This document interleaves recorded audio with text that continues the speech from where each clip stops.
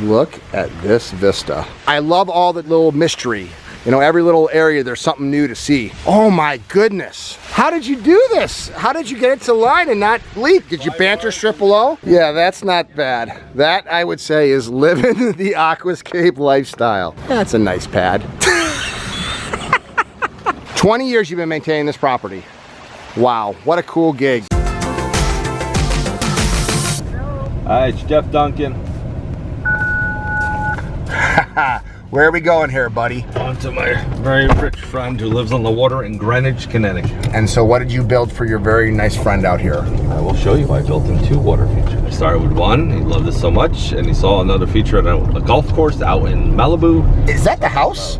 Yes, that's the house. Very modern house. That's interesting. I'll be curious on what you built on. I'm Greg Wittstock, the Pond Guy. This is my channel, Greg Wittstock, the Pond Guy, and it's all about showcasing how people live the aquascape lifestyle, including people out here in Greenwich, Connecticut.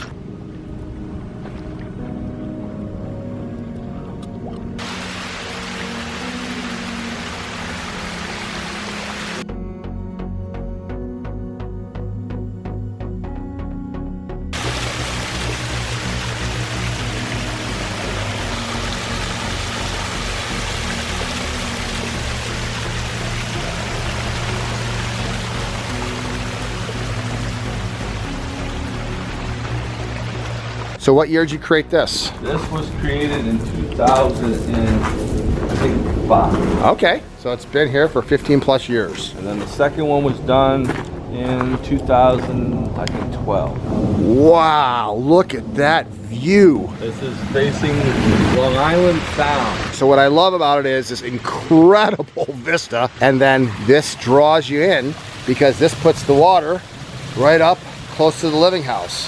Look at this. It goes all the way down. Such a natural looking stream. Hydrangeas once again. Okay, so this is a pondless waterfall. I just want to keep going. I want to go all the way down to the water. In fact, I will. I'm going. Oh, yeah, that's not bad. That, I would say, is living the aquascape lifestyle. Man, oh man. Look at this. Oh, he's got a little bar here. Got his fishing equipment. Look at this rock. I am not in Chicago anymore, baby. That's a nice pad. I'm gonna have to sell a few more ponds. All right, I guess I should go check out the pond. Oh my goodness. How did you do this? How did you get it to line and not leak? Did you banter strip below? Well, we pry-barred into it. We dug everything out of the hill and we recycled the same rock to have the same color. Did you set a liner on top of the rock or only on the bottom? The whole way. It's all one liner. Wow, so there's a liner that comes all the way down here and then you covered on top of the stone. So it was, you put underlayment, right? Yep. The liner and then stonework on top. Yep, and look at the side one. Whoa, think about this. That is the base, that stone. So there's a liner on top of that stone, underlayment and a liner, and then every one of these rocks had to be positioned in here and foamed into place. Holy cow. I feel like I'm in a completely different environment, just feet from their formal swimming pool. Look at this natural stone. Wow. Oh, I love this little seating area right here. This never gets old. Look at how the moss has just grown so thick and just softened everything up. What's amazing is to think that on top of this, there's an underlayment and a liner, and then this is completely hidden. So this was phase 1, and then that was phase 2. So 2 pondless waterfalls right here on the Sound.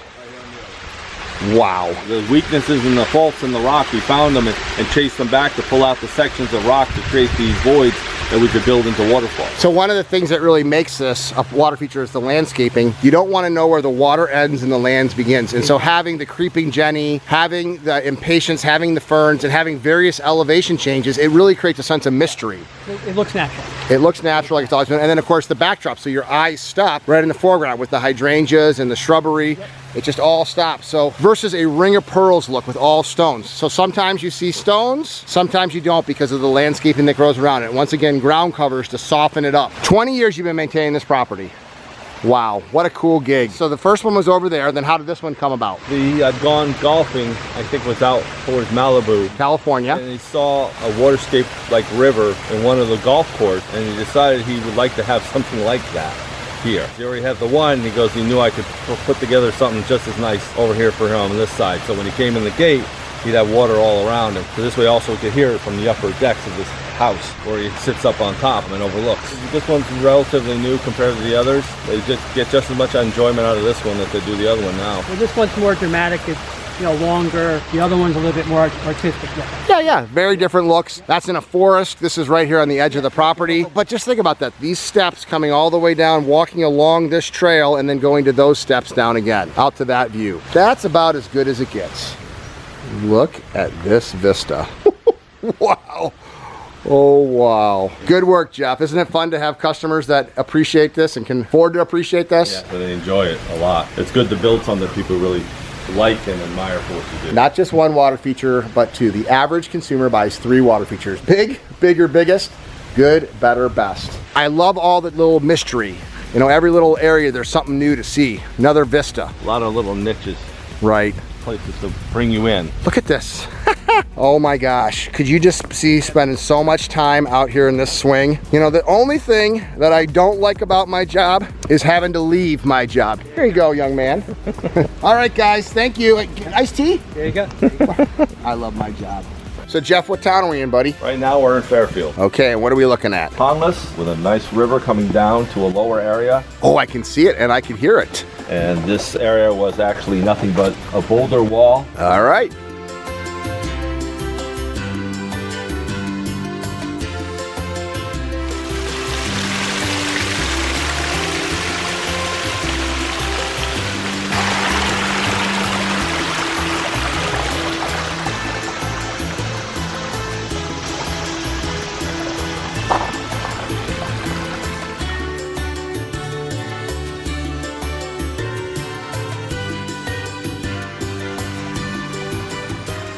I love that you have a slope here. How often do you get slopes out here? We're in Connecticut. There's a lot of rocks and hills, and I don't think there's an area where we don't have a hill. Yeah, we're 40 minutes outside New York, maybe? Yes, about 40 minutes out. We did everything here. The gardens, the walkway, the stairs. Beautiful area. I love this. Cut bluestone. All rock gardens. Look at this wall. Look at this stone. These rocks come out of the ground when they built the house. Oh my goodness, So huge. they put it here to hold up the backyard, and believe it or not, back here is where they will put the septic and the leaching field is underneath the patio areas and all this. That is a big house. Yeah. It looks like a hotel back here. But they thought this yard was useless because of the way it faced away from them. And they had also had 3 other companies come out and start designing this. And I was the one that got the bid because I saw the use of this. I thought it would be really interesting to use this wall and boulder wall, but face it towards them and away from them so they would have a reason to come down here.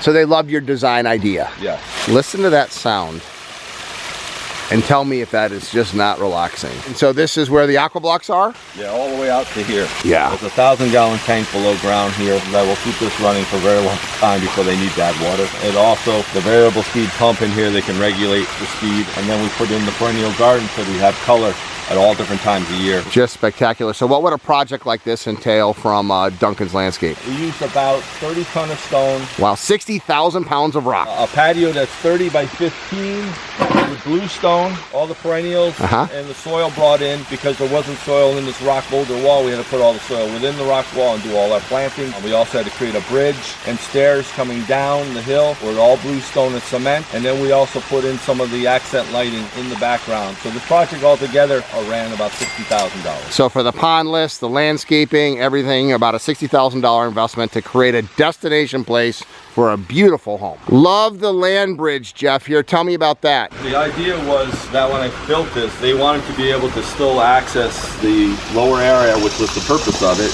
that wanted to have a flow, but an area where they literally could walk over, but also since they have elderly family and people that would need an easier way to cross, I put in a large culvert pipe and covered this with rock with flat areas that they could stand easy enough to get up and down. So this way the access was easier for them. So you got a culvert so the water flows, the liner goes right all the way around there, right? Yep. Love the window right there.